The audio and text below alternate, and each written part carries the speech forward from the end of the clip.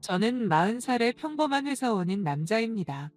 30대에 일어났던 일에 대해서 이야기해 보려고 합니다. 꼭 어제 있었던 일처럼 아주 기억이 잘 나는데요. 막 30살 때 저보다 4살 아래에 26살 와이프와 결혼을 했었습니다. 와이프는 정말 지나가는 사람도 한 번쯤 뒤돌아보게 되는 외모가 아주 이쁜 사람이기도 했고, 운동이나 식단 관리도 꾸준히 해서 몸매 역시도 보통이 아니었습니다. 제 주위의 모든 사람들은 진심으로 저를 부러워했으며, 결혼할 때 봐도 결혼식 때 많은 지인들이 와이프를 보고 난 뒤에 결혼 잘했다고 말을 해줬습니다. 그렇지만 이렇게 이쁜 와이프는 그 겉모습과는 다르게 가정 형편은 좋지 않았고, 그런 환경 때문에 고등학교를 졸업하고 난 후 대학교를 진학하지 않고 바로 취업을 한 그런 여자였습니다. 지금의 젊은 여자와는 다르게 생활력이나 어른들에게 싹싹하게 잘하는 모습을 보고, 만약에 결혼을 한다면 이 여자와 하고 싶다고 생각하게 되었습니다. 그리고 그 당시에 아내는 많이 어렸지만 저는 그녀와 꼭 결혼하고 싶어서 강하게 이야기했고, 그녀의 나이 26살에 결혼을 했지요. 결혼 전에는 부족한 것 없던 와이프도 단점은 있었습니다. 그건 애교가 많이 부족하다는 거였습니다. 연애할 때는 뭐든 다 이뻐 보이고 사랑스럽게 보여서 애교 같은 건 크게 생각하지 않아도 될 정도로 이쁘고 멋있는 사람이었지만, 저는 애교가 많고 표현하는 걸 좋아하는 사람을 좋아하는 성격이라서 와이프가 결혼 생활을 하는 중에 아쉬운 건 애교가 없다는 점이었습니다. 와이프가 저를 사랑하고 저를 존중하는 것은 알고 있지만 표현을 잘 안 하고 남녀 관계 역시도 적극적이지 못하면서 목석 같았습니다. 결혼 초기에는 조금 섭섭한 정도였지만 결혼 세월이 계속해서 길어질수록 그 불만은 더 커져가고만 있었어요. 그때 저의 직업은 버스 운전기사였습니다. 지금은 다른 일을 하고 있지만 그때에는 그랬었지요. 그때는 와이프와 결혼해서 살림을 차린 곳이 지금 사는 곳보다 더 많이 외졌고, 인적 역시 드문 곳이었으며 버스 일을 하고, 그 뒤에 교대 시간까지 시간이 조금 여유가 있으면 기사 쉼터에서 동료들과 놀면서 쉬는 게 일상이었습니다.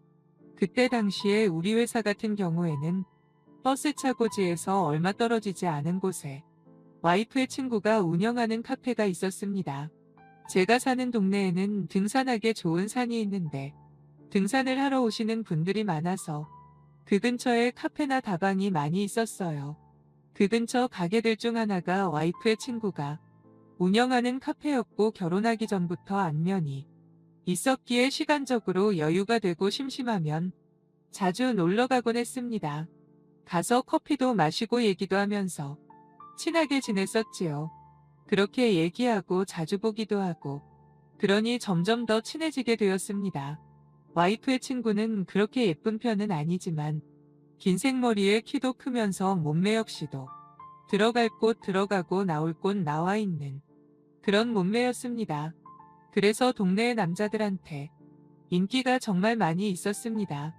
결혼도 아직 안 했기에 동네의 총각들은 와이프 친구를 보려고 멀리서까지 일부러 와서 커피를 마시는 일도 많았습니다. 그리고 사건이 터진 그날은 날이 참 좋았던 봄에 있었습니다. 와이프는 항상 4명의 친한 친구와 같이 놀곤 했습니다. 어느 날은 그 친구들과 와이프가 이렇게 좋은 날씨에는 벚꽃놀이를 해야 된다면서 스타렉스를 빌려 강원도로 놀러 가고 싶다고 하더군요. 여자끼리는 장거리 운전도 위험할 뿐더러 낯선 남자가 위험할 수도 있고 운전기사 역시도 필요할 것 같으니 저한테 운전을 부탁해도 되냐고 얘기를 해서 같이 그 모임에 합류하게 되었습니다. 여자들 4명은 뒤에서 얘기를 하면서 신나 있었고, 그렇게 가고 있는데 카페 사장인 와이프의 친구가 제 옆에 앉더군요.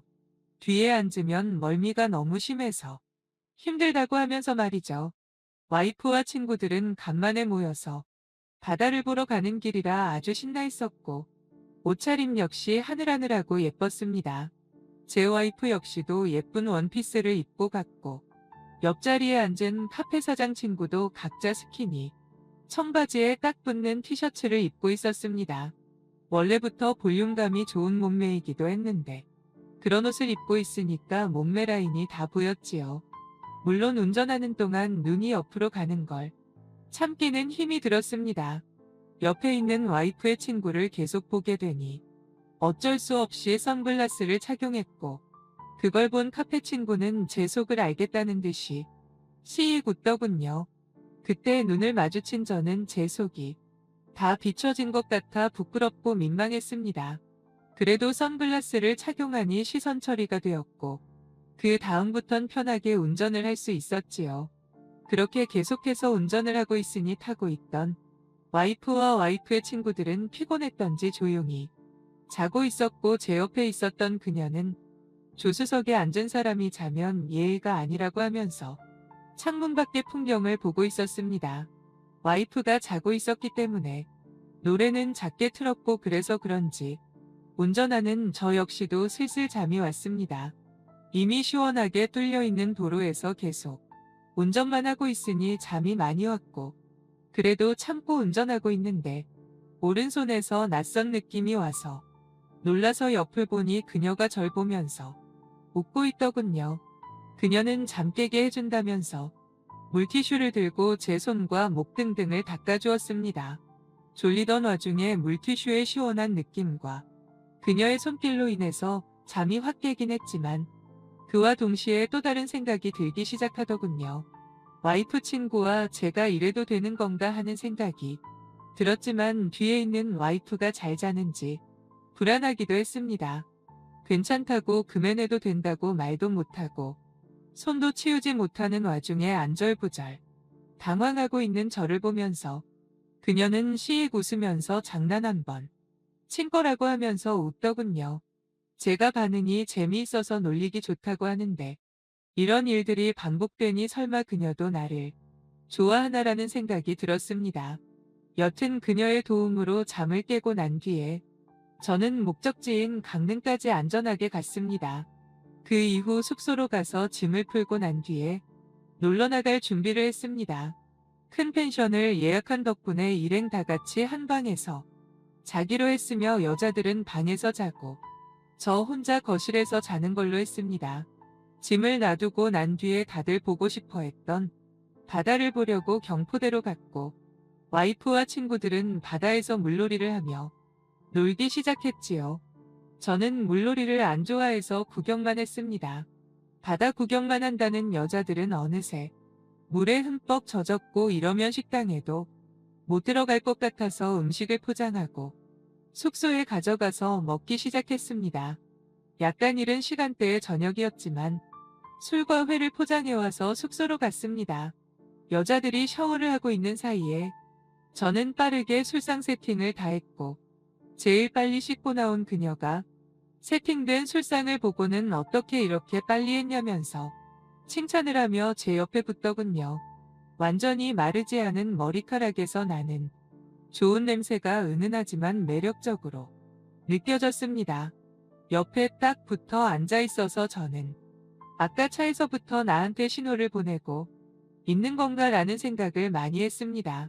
그렇게 생각하는 찰나의 와이프와 다른 친구들도 모두 준비를 끝내고 나와서 앉았고, 시끌시끌한 분위기가 되면서 같이 마시고 즐겼습니다. 다들 술을 좋아하기 때문에 진짜 많이 마시더라고요. 소주는 계속해서 비어져만 갔고, 원래 술을 잘 마시는 저 역시도 지금은 위험할 것 같다는 생각이 들 정도로 빠르고 많이 마셨습니다. 놀러온 곳의 공기 역시도 좋기도 했고, 안주 역시 너무 맛있어서 평소보다 더 많이 마셨지요. 그렇게 이른 저녁부터 시작해서 새벽까지 계속 마셨습니다. 이제는 한두 명씩 술에 취해 잠이 들기 시작했고, 제일 먼저 술 취한 사람부터 차례대로 방으로 옮겨졌습니다. 와이프는 세 번째로 술에 취했고, 마지막은 저와 카페 사장 그녀 둘만 남게 되었습니다. 아주 시끌시끌한 분위기였는데 둘만 남게 되니 아주 진지한 분위기가 되었고, 이 분위기가 어색해져서 술도 서서히 깨면서 산책이나 할까 싶어서 밖으로 나왔습니다. 제가 밖에 나오니 그녀 역시도 같이 나왔고 근처에 숙소를 걷는데 그녀가 어느새 제 손을 깍지로 잡았습니다.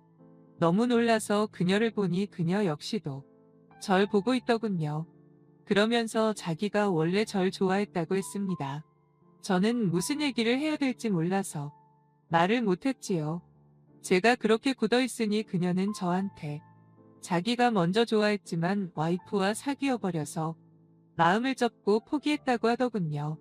이렇게 될 줄 알았으면 고백 한번 해보는 건데라고 하면서 아쉽다고 말하며 저를 보며 싱긋웃는데 슬퍼 보이기도 하고 괜스레 마음도 아려오더군요.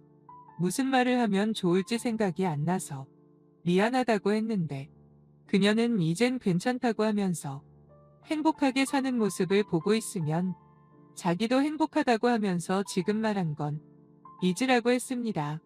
그렇게 둘이 손잡고 산책을 조금 하고 난 뒤에 그녀는 먼저 숙소로 가겠다고 들어갔고 저는 생각이 많아져서 잠이 안 와 밤을 새게 되었습니다.